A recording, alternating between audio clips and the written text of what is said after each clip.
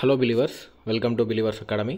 TET డిఎస్సికి సంబంధించి social content పైన క్విక్ రివిజన్కి ఉపయోగపడేలా ఖచ్చితంగా 5 నుంచి 6 మార్కులు స్కోర్ చేసే విధంగా కంటెంట్ మన ఛానల్ ద్వారా కవర్ చేస్తున్నాం. దాదాపు ఇది వరకు 20 వరకు క్లాసెస్ అయితే చేయడం జరిగింది. సో అవి కంపల్సరీ మిస్ అవ్వద్దు, డెఫినెట్గా స్కోర్ అయ్యే కంటెంట్ అది.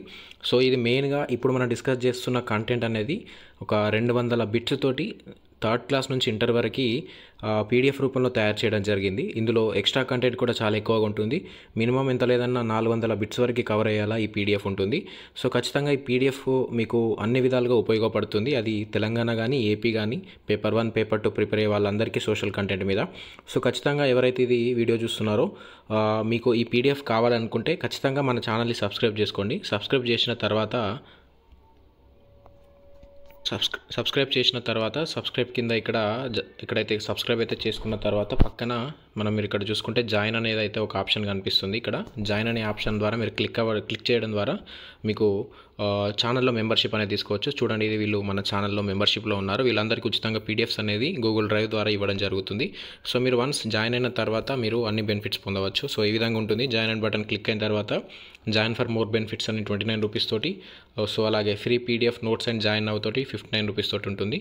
సో దీంతో మీరు జాయిన్ అవ్వడం ద్వారా మీకు early access to new videos, free PDF notes అనేవి మీకు ఉచితంగా ప్రతి వారికి అందించడం జరుగుతుంది. వన్స్ మీరు ఎప్పుడైతే జాయిన్ అవుతారో మీకు బ్యాడ్జెస్ అనేవి అయితే ఆటోమేటిక్గా మీ నేమ్ పక్కన బ్యాడ్జెస్ అనేది అయితే రావడం జరుగుతుంది. సో ఇక్కడ వీళ్ళకు బ్యాడ్జెస్ అనేది అయితే అప్లికేబుల్ అవుతాయి. ఆ బ్యాడ్జెస్ వచ్చిన తర్వాత మీకు ఖచ్చితంగా పీడిఎఫ్ అనేవి ఉచితంగా అందించడం జరుగుతుంది. సో ప్రతి ఒక్కరు యూజ్ చేసుకోండి. సబ్స్క్రైబ్ చేసిన తర్వాత జాయిన్ అనే ఆప్షన్ తోటి ఇప్పుడే జాయిన్ అయిపోండి. సో మనం ఈరోజు మోస్ట్ ఇంపార్టెంట్ క్లాస్ సంబంధించి కొన్ని ఇంపార్టెంట్ బిట్స్ని కవర్ చేద్దాం.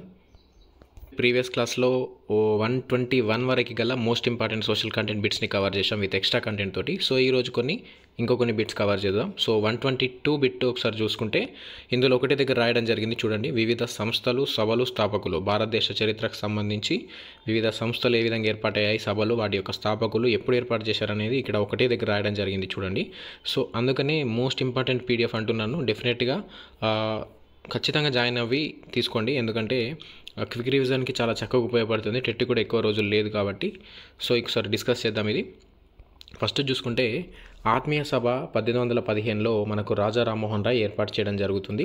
అలాగే బ్రహ్మ సమాజాన్ని 1828లో కూడా రాజా రామ్మోహన్ రాయ్ ఏర్పాటు చేయడం జరుగుతుంది. ఈయనని భారత పునరుజ్జీవన పితామహుడు అంటారు. 1772 బెంగాల్లో జన్మించడం జరిగింది రాజా రామ్మోహన్ రాయ్.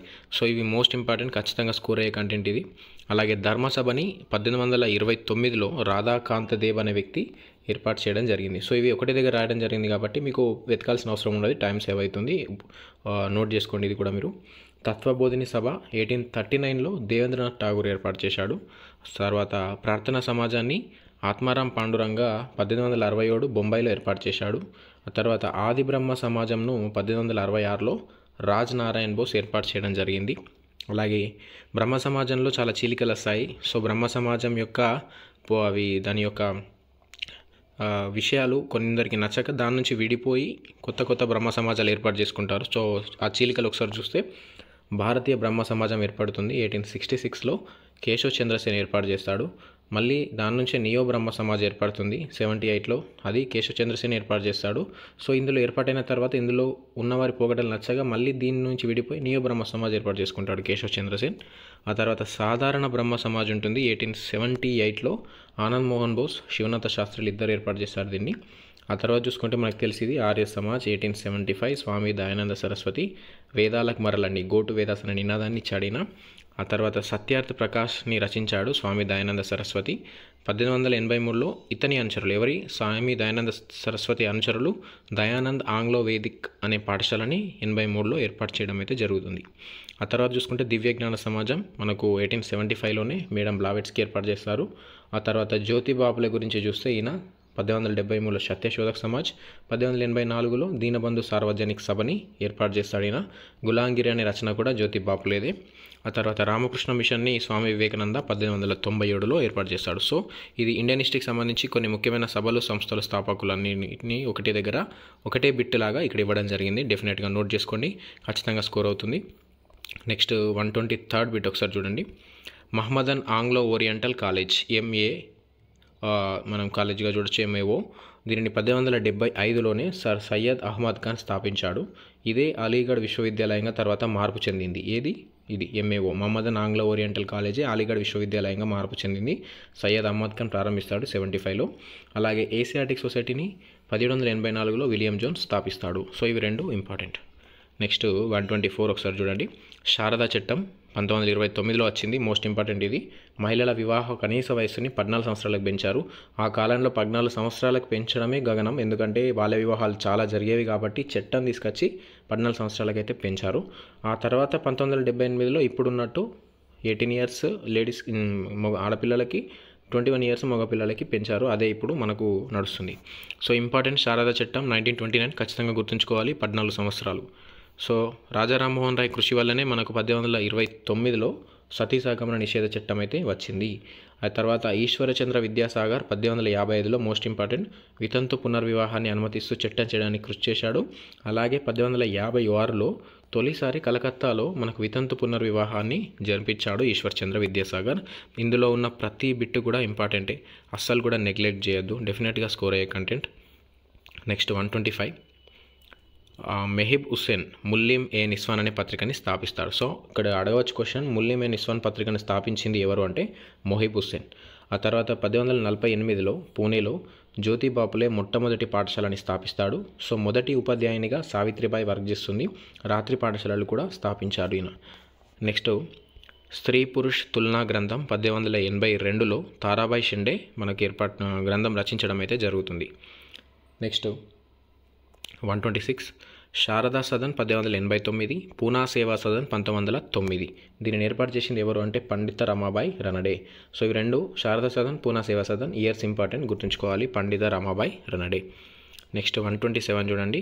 సో ఇక్కడ ఇంకా కొన్ని ముఖ్యమైనవి ఒకటే దగ్గర రాయడం జరిగింది. సో PDF చాలా ఇంపార్టెంట్, మళ్ళీ గుర్తు చేస్తున్నాను. జాయిన్ అవ్వండి, ఖచ్చితంగా తీసుకోండి PDF. మీరు జాయిన్ అయిన తర్వాత మీ యొక్క బ్యాడ్జ్ని చూసి నేను మీకు డైరెక్ట్గా లింక్ యాక్సెస్ అనేది ఇవ్వడం జరుగుతుంది. సో ఇక్కడ హితకారిణి సంస్థ 1905లో కందుకూరి వీరేశలింగం ఏర్పాటు చేశాడు. ఈస్ట్ ఇండియా అసోసియేషన్ని 1866లో దాదాబాయి నౌరోజీ ఏర్పాటు చేయడం జరిగింది. అలాగే సర్వెంట్స్ ఆఫ్ ఇండియాని 1905లో గోపాలకృష్ణ గోఖలే ఏర్పాటు చేశాడు. తర్వాత ఇండియన్ నేషనల్ కాంగ్రెస్ INCని 1885లో AO హ్యూమ్ ఏర్పాటు చేయడం జరుగుతుంది. అలాగే జగన్ మిత్ర మండలి ఆది హిందూ ఉద్యమాన్ని 1906లో భాగ్యరెడ్డి వర్మ ఏర్పాటు చేస్తాడు, స్టార్ట్ చేస్తాడు. అలాగే ఒకే మతం ఒకే దేవుడు అని అన్నది ఈజువా కులస్తులతో ఎవరు అని అంటే శ్రీ నారాయణ గురు.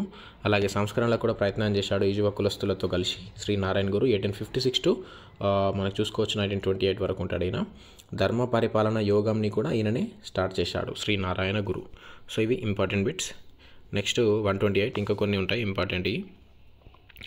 ఇక్కడ చూసుకుంటే నేషనల్ లిబరల్ పార్టీని ఏర్పాటు చేసింది 1919లో సురేంద్రనాథ్ బెనర్జీ. సో ప్రతి బిట్ కూడా ఇంపార్టెంటే, ప్రతి పాయింట్ కూడా ఇంపార్టెంటే, ప్రతిదీ చదవాల్సిందే. ఖచ్చితంగా స్కోర్ కావాలంటే డిఎస్సిలో టెట్లో ఇది చదవద్దా అనేది ఏముండదు. డెఫినెట్గా ఇందులో PDFలో ఉన్న ప్రతి పాయింట్ కూడా చదవాల్సిందే. హోమ్ రూల్ లీగ్ 1916లో బాలగంగాధర్ తిలక్ ఏర్పాటు చేశాడు. ఖిలాఫత్ ఉద్యమాన్ని 1919లో అలీ బ్రదర్స్ మౌలానా ఆజాద్ మనకు ప్రారంభించడం జరిగింది. అలాగే BR అంబేద్కర్కి సంబంధించి ఇక్కడ ఒకటే దగ్గర డిస్కస్ చేస్తే ఆయన గురించి. So independent labour party 1936, all India SC federation 1942, people education society 1945, అలాగే సమతా సంఘ్ 1927. ఇవన్నీ ఏర్పాటు చేసింది BR అంబేద్కర్. విత్ ఇయర్స్ తోటి సహా గుర్తుంచుకోవాలి, చాలా ఇంపార్టెంట్. నెక్స్ట్ 129 ఒకసారి చూస్తే పోర్చుగల్ రాజు ఇమ్మాన్యుయల్ టు వాస్కోడి గామాని సముద్ర అన్వేషణకు పంపగా 1498 మే 17న కేరళలోని కాలికట్ చేరుకొని భారత్కి సముద్ర మార్గం కనుగొంటాడు. సో మనకు తెలిసింది ఏంటంటే వాస్కోడి గామా భారతదేశానికి సముద్ర మార్గం కనుగొన్నాడు. ఎప్పుడు 1498 మే 17 with date and month. So కానీ మరి ఈ వాస్కోడి గామాని పంపింది ఎవరు అంటే పోర్చుగల్ రాజు అయిన ఇమ్మాన్యుయల్ టు. ఈయన పంపుతాడు. సో భారతదేశానికి సముద్ర మార్గాన్ని కనిపెట్టమని పంపితే మొదటిసారి ప్రయత్నం విఫలమవుతుంది. ఆ తర్వాత వాస్కోడి గామా వచ్చి మనకు కనుగొనడం అయితే జరుగుతుంది. ఇక్కడ కలకత్తాకు చేరుకుంటాడు. నెక్స్ట్ 130 ఇక్కడ చూడండి, చాలా ఇంపార్టెంట్ ఇది. సో భారతదేశానికి మనకు విదేశీయులు ఎప్పుడెప్పుడు వచ్చారు, మొదటి స్థావరాన్ని ఎప్పుడెప్పుడు ఏర్పాటు చేసుకున్నారు, ఇందులో ఒకటే దగ్గర డిస్కస్ చేద్దాం. ఫస్ట్ చూస్తే యూరోపియన్లు ఆగమన సంవత్సరం మొదటి సంవత్సరం. ఒకసారి చూస్తే పోర్చుగీస్ వారు 1498లో వచ్చారు. కొచ్చిన్లో 1502లో మొదటి స్థావరం ఏర్పాటు చేసుకున్నారు. 98లోనే వచ్చారు కానీ స్థావరానికి కొంచెం టైం పడింది. నెక్స్ట్ డచ్ వారు 1605లో వచ్చారు. ఆ తర్వాత వాళ్ళు ఎప్పుడు ఏర్పాటు చేసుకున్నారు వాళ్ళ స్థావరాన్ని? మచిలీపట్నం 1605లో ఏర్పాటు చేసుకున్నారు డచ్ వాళ్ళు. సో బ్రిటిష్ వాళ్ళు 1608లో వస్తే సూరత్లో అదే సంవత్సరంలో ఏర్పాటు చేసుకున్నారు స్థావరాన్ని. డెన్మార్క్ వరకు 1620లో వస్తే ట్రాంక్విబార్లో అదే సంవత్సరంలో స్థావరాన్ని ఏర్పాటు చేసుకున్నారు. ఇక చివరిగా ఫ్రెంచ్ వాళ్ళు 1668లో వస్తే ఆగమన సంవత్సరం అదే సంవత్సరంలో సూరత్లో మనకు స్థావరాన్ని ఏర్పాటు చేసుకున్నారు. సో ఇవన్నీ మనకు అక్కడక్కడ కాకుండా ఒకటి దగ్గర ఒక లిస్ట్, ఒక టేబుల్ లాగా రాయడం జరిగింది. నోట్ చేసుకోండి, ఇది డెఫినెట్గా యూజ్ అవుతుంది. సో ఇక్కడ చూడండి, ఇంతకుముందే చెప్పాను, వాస్కో డి గామా రాకమన్న ముందు ప్రయత్నాలు జరిగాయి భారతదేశానికి సముద్ర మార్గాన్ని కనుగొనడానికి. అదే ఇది ఒకసారి చూడండి. పోర్చుగల్ రాజు అయిన రెండవ జాన్ బార్తలోమియా డియాజ్ అనే వ్యక్తిని 1487లో భారత్కు సముద్ర మార్గ అన్వేషణకు పంపిస్తాడు. ఎవరికంటే ముందు? వాస్కో డి గామా కంటే ముందు వచ్చింది బార్తలోమియా డియాజ్. కానీ ఆఫ్రికా అగ్రానికి చేరుకొని దానికి తుఫాన్ల అగ్రం అని లేదా కేప్ ఆఫ్ గుడ్ హోప్ అని పేరు పెడతాడు. సో గోవాలో స్థావరం ఏర్పాటు చేసుకుంటాడు. సో మరి ఏంది ఇక్కడ, ఇది ఎందుకు ఫెయిల్ అయిందని అంటే, వీళ్ళు యూరప్ ఇక్కడ ఉంటే, యూరప్ మన భారతదేశం ఇక్కడ ఉంటుంది, ఇక్కడ ఆఫ్రికా ప్రాంతం ఉంటుంది. వాళ్ళు ఇక్కడ నుంచి వచ్చి ఇలా ఆఫ్రికా ఎడ్జ్ నుంచి భారతదేశానికి సముద్ర మార్గం కనుగొనాలనుకుంటే ఈ ఆఫ్రికా అగ్రం ప్రాంతంలో మనకు ప్రెషర్ ఎక్కువ ఉంటుంది, సముద్రం ప్రెషరు. సో ఇక్కడికి వచ్చేసరికి ఆ ప్రెషర్ వల్ల వాళ్ళు ఇక్కడ దాటలేకపోయారు. అందుకనే ఫస్ట్ యొక్క అటెంప్ట్ అనేది అయితే ఫెయిల్ అయింది. ఆ తర్వాత మనకు ఈ ప్రయత్నం విఫలం అవడం వల్ల దీన్ని తెలుసుకొని మనకు వాస్కో డి గామా ఈ ఎడ్జ్ నుంచి కాకుండా చాలా దూరం నుంచి భారతదేశానికి రావడం అయితే జరుగుతుంది. సో ఇక్కడ ఈ ప్రెషర్ని మనకు తొలగించుకొని చాలా దూరం నుంచి రావడం వల్ల స్థావరం అయితే కనుక్కొనడం అయితే జరుగుతుంది. సో డియాజ్ ఏమవుతాడు, ఇక్కడ నుంచి రావడం వల్ల ఇక్కడ ప్రెషర్ ఎక్కువగా ఉండడం వల్ల దీనికి మనకు తుఫాన్ల అగ్రం అని పేరు పెట్టేస్తాడు, కేప్ ఆఫ్ గుడ్ హోప్ అని. సో ఈ విధంగా హిస్టరీలో మనకు టాపిక్ అనేది తెలుస్తుంది. సో ఇది తర్వాత నెక్స్ట్ 132 బిట్. సో పోర్చుగీస్ వారు ఫ్రాన్సిస్ డి అల్మిడా వాళ్ళకు గవర్నర్గా ఉంటే ఆయన బ్లూ వాటర్ పాలసీని తీసుకొస్తాడు పోర్చుగీస్కి సంబంధించి, ఫ్రాన్సిస్ డి అల్మిడా. ఆ తర్వాత పోర్చుగీస్ వారికి సంబంధించిన గవర్నర్ అల్ఫోన్సో డి అల్బుకర్ ఏం చేస్తాడంటే 1510లో శ్రీకృష్ణదేవరాయల సహాయంతో బీజాపూర్ రాజు అయిన యూసుఫ్ ఆదిల్ షాని చంపేసి గోవాని పొందుతాడు. దీనికి ప్రతిగా శ్రీకృష్ణదేవరాయలకి గుర్రాలు ఇస్తాడు. సో డొమింగో ఫేజ్, న్యూనిజ్లు కూడా ఈయన కాలంలోనే వస్తారు. సో ఇది ఒప్పందం. భారతదేశంలో ఉన్న ఒక రాజును చంపడానికి భారతదేశ రాజుతోటి సఖ్యత పొందడం. సో ఆ విధంగా మెల్లమెల్లగా విదేశీయుల యొక్క ప్రతిఘటన ఎక్కువైపోయి భారతదేశాన్ని వాళ్ళ చేతిలో పొందుతారు విదేశీయులు. సో ఇది. సో మీకు ఇందులో డిస్కస్ చేస్తున్న ప్రతి పాయింట్ కూడా ఇంట్రెస్టింగ్గా, ఎఫిషియెంట్గా, ఖచ్చితంగా ఉపయోగపడేది విధంగానే ఉంటుంది ప్రతి కాంపిటేటివ్ ఎగ్జామ్కి. డెఫినెట్గా కంటెంట్ నచ్చితే, ఒకవేళ ఇంట్రెస్టింగ్ అనిపిస్తే ఇప్పుడే సబ్స్క్రైబ్ చేసుకోండి డెఫినెట్గా. 133 బిట్ చూద్దాం ఇంకోసారి. చివరిగా పోర్చుగీస్ వారిని నెహ్రూ ఏం చేస్తాడో ఆపరేషన్ విజయ్తో 1961లో ఆపరేషన్ విజయ్ చేసి పోర్చుగీస్ వారిని భారత్ నుంచి తరిమేస్తారు. సో ఇండియాకి మొదటి వచ్చింది, చివరిగా వెళ్ళింది పోర్చుగీస్ వారే అన్నమాట, గుర్తుంచుకోవాలి. So next 134. డచ్ వారు 1605లో మహమ్మద్ కులీ కుతుబ్ షా అనుమతి పొంది మచిలీపట్నాన్ని స్థావరంగా ఏర్పాటు చేసుకున్నారు. డచ్ వారు ఎవరి అనుమతి పొందారు? మహమ్మద్ కులీ కుతుబ్ షా. 1759లో బెంగాల్లో బ్రిటిష్ వారితో చెన్సూర్ లేదా బేదరా యుద్ధం చేసి ఓడిపోయి ఇండోనేషియా వెళ్ళిపోతారు డచ్ వాళ్ళు. సో ఈ బ్రిటిష్ వాళ్ళు ఏం చేశారు, చాలామంది విదేశీయులు వచ్చారు, పోర్చుగీస్, డచ్, మనకు ఫ్రెంచ్, వీళ్ళందరూ వచ్చారు. కానీ బ్రిటిష్ వాళ్ళ ఆధిపత్యం ఎక్కువైపోయి మిగతా వాళ్ళందరినీ ఈ విధంగా యుద్ధాలు చేసుకుంటూ తొలగించి వారి యొక్క సామ్రాజ్యాన్ని స్థాపించుకుంటారు బ్రిటిష్ వాళ్ళు. సో మొదలు వెళ్ళిపోయింది డచ్ వారు, గుర్తుంచుకోవాలి. చివరిగా వెళ్ళిపోయింది పోర్చుగీస్ వారు. నెక్స్ట్ ఈ చెన్సూర్ లేదా బేదరా యుద్ధం కూడా చాలా ఇంపార్టెంట్. 1759లో జరుగుతుంది బ్రిటిష్ వారికి, డచ్ వారికి. సో డచ్ వారు దాంతో ఎలిమినేట్ అయిపోతారు ఇండియా నుంచి. నెక్స్ట్ 135. రెండవ ఎలిజబెత్ 1600 సంవత్సరం డిసెంబర్ 31న governor and company of merchants of London trading into the East India అనే పేరుతోటి ఒకటి ఏర్పాటు చేస్తారు. దీనికే మర్చెంట్ ఆఫ్ అడ్వెంచర్స్ అని పేరు ఉంటుంది. ఈస్ట్ ఇండియా కంపెనీ అని కూడా దీన్ని పిలవడం జరిగింది, లండన్ కేంద్రంగా ఉండేది. ఈ సమయంలో మొఘల్ సుల్తాన్ ఎవరంటే అక్బర్, వెరీ ఇంపార్టెంట్. మొఘల్ సుల్తాన్ అక్బర్ ఈస్ట్ ఇండియా కంపెనీ ఏర్పాటైనప్పుడు. సో మర్చెంట్ ఆఫ్ అడ్వెంచర్స్ అని కూడా దీనికి పేరు, గుర్తుంచుకోవాలి ఇది ఈస్ట్ ఇండియా కంపెనీకి. సో ఈ నేమ్ కూడా చాలా important, governor and company of merchants of London trading into the East India. 1600 December 31 రెండవ ఎలిజబెత్. ప్రతి పాయింట్ కూడా ఇంపార్టెంటే, నోట్ చేసుకోవాలి. నెక్స్ట్ 136. 1608లో విలియం హాకిన్స్ హెక్టర్ అనే నౌక మీద ఇండియాకి వచ్చి జహంగీర్ అనుమతితో సూరత్లో మొదటి స్థావరం ఏర్పాటు చేసుకుంటాడు. ఎవరు? William Hawkins. ఎవరైనా బ్రిటిష్ ఈస్ట్ ఇండియాకి సంబంధించిన వ్యక్తి దేని మీద వస్తాడు? హెక్టర్ నౌక మీద వస్తాడు. ఏ సంవత్సరంలో వస్తాడు? 1608లో వస్తాడు. ఎవరి అనుమతి తీసుకుంటాడు? జహంగీర్ అనుమతి. ఎక్కడ స్థావరం ఏర్పాటు చేసుకుంటాడు? సూరత్. ఇన్ని క్వశ్చన్స్ ఉన్నాయి ఒక్క కంటెంట్లో, ప్రతిదీ కూడా కంటెంట్ రిలేటివ్గా చదవాలి. అలాగే ఆ తర్వాత 1611లో వస్తాడు కెప్టెన్ హిప్పన్. దేని మీద? గ్లోబ్ అనే నౌక మీద వస్తాడు. ఎవరి అనుమతి? కూలీ కుతుబ్ షా అనుమతి తీసుకొని మచిలీపట్నంలో స్థావరం ఏర్పాటు చేసుకుంటారు. ఎవరి అనుమతి తీసుకున్నారు? ఎక్కడ స్థావరం ఏర్పాటు చేసుకున్నాడు? ఎప్పుడు? ఎవరు? ఏ నౌక? వాళ్ళు ఏ దేశానికి చెందినవారు? ప్రతిదీ ఇంపార్టెంట్. 136 బిట్లో దాదాపు 10 నుంచి 20 బిట్స్ వెళ్ళేలా ఒకటే బిట్ లాగా తయారు చేయడం జరిగింది. నోట్ చేసుకోండి. Next 137 British ప్రెసిడెన్సీలు. మద్రాస్, ఇక్కడ బ్రిటిష్ ప్రెసిడెన్సీలు చాలా ఇంపార్టెంట్, 3 ఉంటాయి. ఫస్ట్ది సెయింట్ జార్జ్ కోట అంటారు. ఎక్కడ ఉంది అది? మద్రాస్లో ఉంటుంది. 1684లో ఏర్పాటు చేశారు. ఫోర్ట్ విలియం ఎక్కడ ఉంటుంది? బెంగాల్లో ఉంటుంది. దీన్ని 73లో ఏర్పాటు చేశారు. అలాగే సెయింట్ డేవిడ్ కోట బొంబాయిలో ఉంటుంది. దీన్ని 1818లో ఏర్పాటు చేశారు. సో ఇక్కడ కోట పేరు, అది ఎక్కడ ఉంటుంది, ఏ సంవత్సరం, చాలా ఇంపార్టెంట్. ప్రెసిడెన్సీలు 3 ఉంటాయి, నోట్ చేసుకొని చదవండి.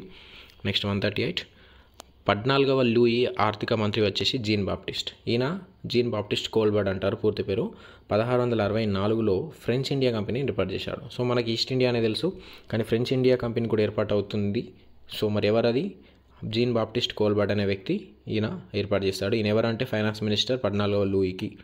నెక్స్ట్ అలాగే 1668లో ఫ్రాంకోయిస్ కరడ్ అనే వ్యక్తి ఔరంగజేబ్ అనుమతితో సూరత్లో మొదటి స్థావరం ఏర్పాటు చేసుకుంటారు. సో ఈయనెవరు? ఫ్రెంచ్కి సంబంధించిన ఇవి స్థావరాలు అనమాట. ఇంతకుముందు మనం బ్రిటిష్కి సంబంధించినవి చూసినాం 136లో, అలాగే 138లో ఫ్రెంచ్ వాళ్ళవి చూసినాం. నెక్స్ట్ 139 మనం ప్రీవియస్ క్లాస్లోని కర్ణాటక యుద్ధాల గురించి డిస్కస్ చేయడం జరిగింది. ఇంకోసారి చూద్దాం. ఇక్కడ మొదటి కర్ణాటక యుద్ధం 1744 to 48 మధ్యలో జరుగుతుంది. ఎందుకు మరి దీని తక్షణ కారణం ఏంటి కర్ణాటక యుద్ధం జరగడానికి? సో అక్కడ యూరోప్లో ఆస్ట్రియా రాజు 6వ చార్లెస్ అనే వ్యక్తి మరణిస్తాడు. ఎవరైనా ఆస్ట్రియా రాజు. సో అక్కడ ఆస్ట్రియా సింహాసనం కోసం ఇంగ్లాండ్ ఫ్రాన్స్ కొట్లాడుకుంటాయి. సో మరి అదే ఇంగ్లాండ్ ఫ్రాన్స్ మన దేశంలో కూడా తిష్ట వేసి ఉన్నాయి. సో ఏమవుతుంది? అక్కడ జరుగుతున్న ఆధిపత్య పోరు అనేది ఇక్కడ మన భారతదేశంలో కూడా కొనసాగింపుగా ఉంటుంది. సో అందుకనే మనకి ఇక్కడ కర్ణాటక యుద్ధాలు ప్రారంభమయ్యాయి. ఎక్కడో ఆస్ట్రియాలో రాజ్యాన్ని పోతే ఇక్కడ కర్ణాటకలో యుద్ధం జరగడం అనేది సో మనం చూడవచ్చు. విధి వైపరీత్యం ఆ విధంగా ఉండేది అప్పుడు. సో రెండవ కర్ణాటక యుద్ధం కూడా చాలా ఇంపార్టెంట్. ఇది వరకే చాలాసార్లు డిస్కస్ చేయడం జరిగింది. ఇంకోసారి చూడండి. రెండవ కర్ణాటక యుద్ధం వచ్చేసి 1749-54 మధ్యలో జరుగుతుంది. సో మరి దీని యొక్క కారణం ఏంటంటే స్వదేశీ సంస్థానాల మధ్య వారసత్వ యుద్ధాలు జరుగుతాయి. సో మన స్వదేశీ సంస్థానాల్లో యుద్ధాలు చేసుకుంటే మధ్యలో అటు బ్రిటిష్ ఇటు ఫ్రెంచ్ వాళ్ళు ఎంటర్ అయిపోయి వాళ్ళ యుద్ధాలాగా మార్చేసుకుంటారు. మరి అవి ఏవి 2 స్వదేశీ సంస్థానాలు అంటే ఆర్కాట్, హైదరాబాద్. సో మరి ఆర్కాట్ ప్రాంతంలో ఎవరున్నారు, హైదరాబాద్లో ఎవరున్నారో చూసుకుంటే ఆర్కాట్ పాలనని అప్పుడు దోస్తల్ అనే వ్యక్తి పాలిస్తున్నాడు. ఎవరిని? ఆర్కాట్ని దోస్తల్ అనే వ్యక్తి పాలిస్తున్నాడు. ఇటు హైదరాబాద్ని నిజాముల్ ముల్క్ పాలిస్తున్నాడు.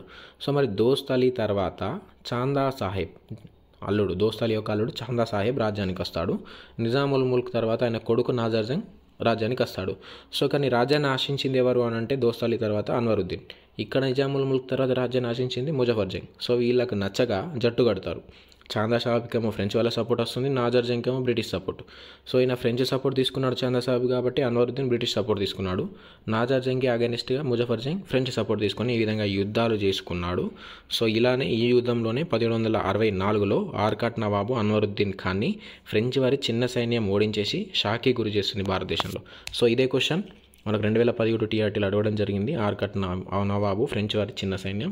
సో ఈ క్వశ్చన్ నేను సాక్షి ఎడ్యుకేషన్కి సంబంధించి ఒక రెగ్యులర్గా కంటెంట్ ఇస్తారు కదా పేపర్లలో భవితాలు, అక్కడ జరిగిన క్వశ్చన్ ఇది. సో ఆ విధంగా మనకు స్కోర్ అవ్వడం జరిగింది. డెఫినెట్గా మీరు కూడా న్యూస్ పేపర్స్లో వచ్చే ఆ స్పెషల్ ఎడ్యుకేషన్ సంబంధించిన కంటెంట్ని చదవాల్సిందే. సో ఇదండి ఈరోజు మనం 122 నుంచి 140 వరకు కొన్ని ఇంపార్టెంట్ బిట్స్ని డీటెయిల్డ్గా డిస్కస్ చేయడం అయితే జరిగింది. సో ఈ పీడిఎఫ్లో ఇంకా చాలా బిట్స్ ఉన్నాయి. ప్రతిదీ కూడా ఇంపార్టెంటే. పొందాల్సిన వాళ్ళు ఆలోచించకండి, ఇప్పుడే జాయిన్ అయిపోండి. విత్ జస్ట్ 29 or 59 రూపీస్ తోటి ఈజీగా యాక్సెస్ అనేది మీరు పొందవచ్చు. So all the best. TET ఇంకా ఎక్కువ రోజులు లేదు, ఖచ్చితంగా యాజ్ పర్ షెడ్యూలే జరుగుతుంది. ఆ ఎన్నికల కోడ్ ఉన్న 2 రోజులు తప్పితే మిగతా రోజులలో ఖచ్చితంగా టెట్ అయితే జరుగుతుంది. సో మీ ప్రిపరేషన్ అందరికీ చాలా బాగా జరుగుతుంది అనుకుంటున్నాను. మేము అందించే కంటెంట్ ఈజీగా ప్రతి ఒక్కరికి ఉపయోగపడుతుందని అయితే అనుకుంటున్నాను. కాబట్టి సో ఇంకా ఎవరికైనా అవసరం ఉంటే కంటెంట్ని షేర్ చేయండి, సబ్స్క్రైబ్ చేసుకొని అయితే లైక్ చేయండి. Thank you. Yours believers academy. This is Kranthi Uppu. జై హింద్.